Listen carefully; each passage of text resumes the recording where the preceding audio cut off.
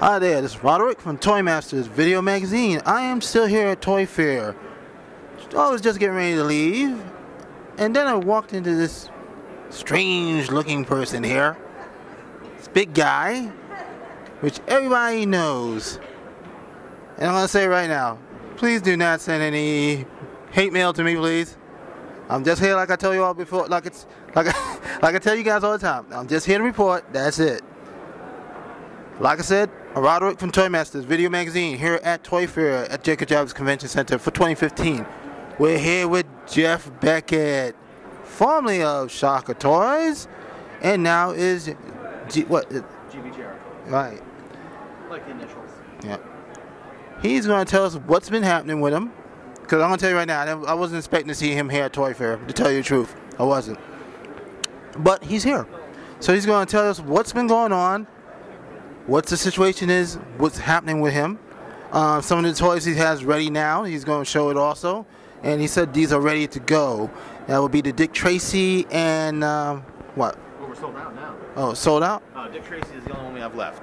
So, yep, Dick Tracy is the only action figure we have left out of the series. Pretty much the other one's sold out. So we did get the 4 out that we promised we were going to do. We got them in and we put them out and we deliver them to everybody. So basically now our main goal is rescuing our tools from the factory. So of course the first campaign was rescuing Indie Spotlight, which is what we did, which allowed us to get the 4 figures out. Now we're trying to get our tools back because the factory, is having problems and issues with timing, and we don't want to be involved with that again. I'd like to have everything out as soon as we can get it out to you guys. So I'm actually at ToyFair. I have a meeting in a little bit with the new factory, which is technically an old factory.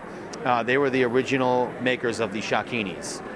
So they actually have those tools. They were able to bring those back from another factory, and now they're going to go get our tools back from this factory for the 6-inch line.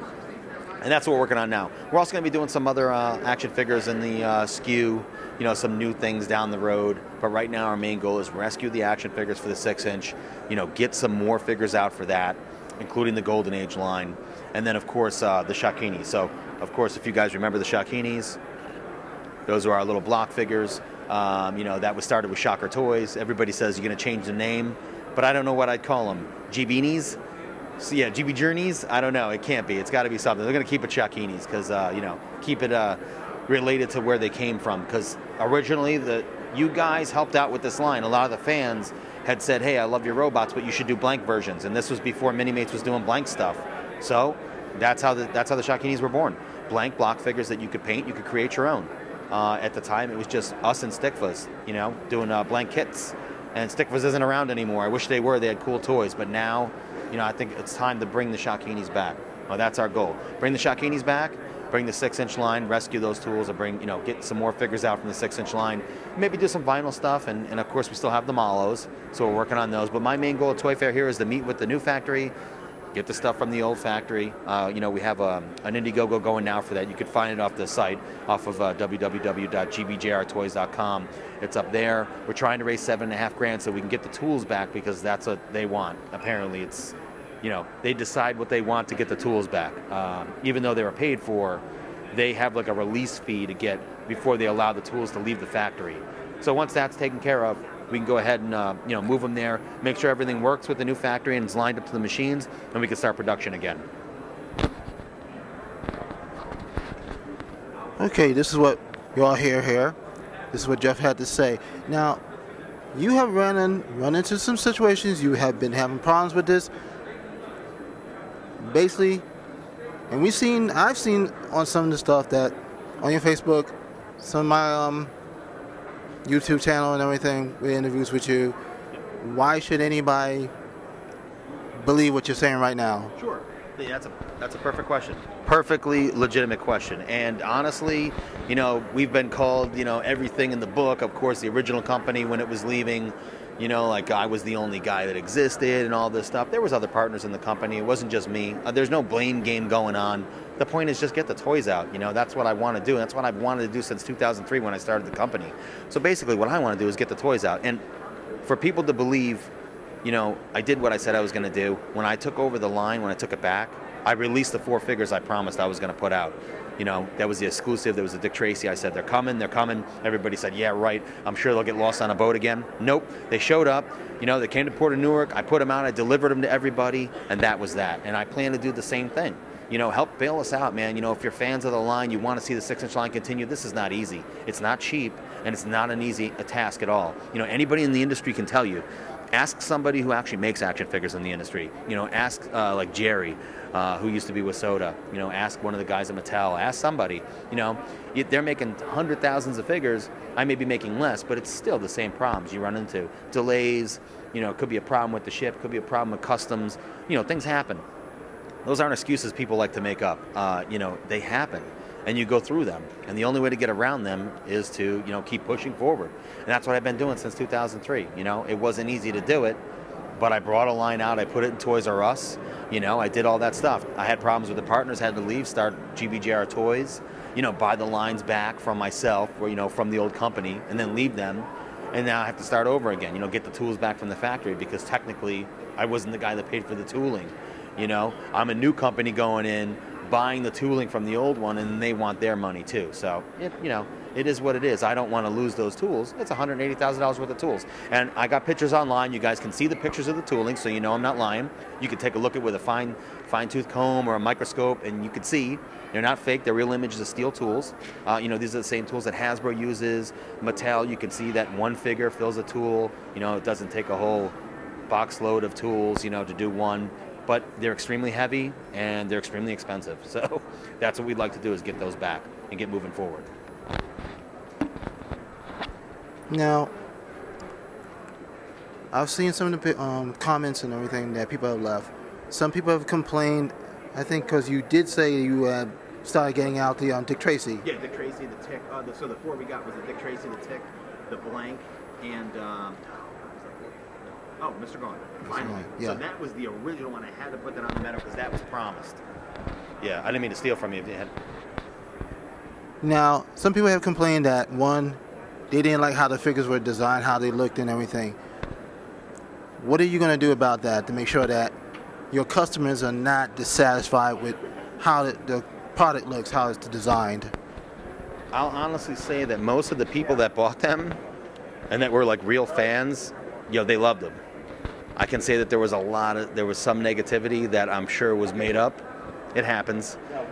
You know, and there was a few things that were off, like the color of the coat, because a different material didn't match the arms. But, you know, that's a thing in production that happens, so that can be fixed. But, you know, when you're trying to get figures out, and, you know, who knows when the last figure is going to come from a factory that is not working out for you, you want to make sure you can get out what you can, which is what we did. So, you know, we got it pretty close. There really wasn't much time for us to make sure everything was, you know, perfectly spot on. We just wanted to get the figures in and get them out to everybody and make, you know, make great toys. So next time around, we go with the new factory, no delays, and now we can actually say, hey, you know, this is what's going on. You know, this needs to be changed or this. And you know what? And we've been through that before. The Max, when we first came out with the Max figure, we had problems with the feet. And you guys, the fans, were like, hey, the feet are too small. And what did we do? Went back and had the factory retool the feet.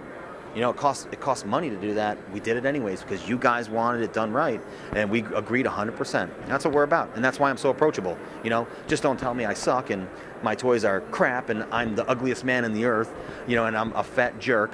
And hey, I'll listen to what you have to say and I'll incorporate it into the toy line. Didn't mean to make you laugh.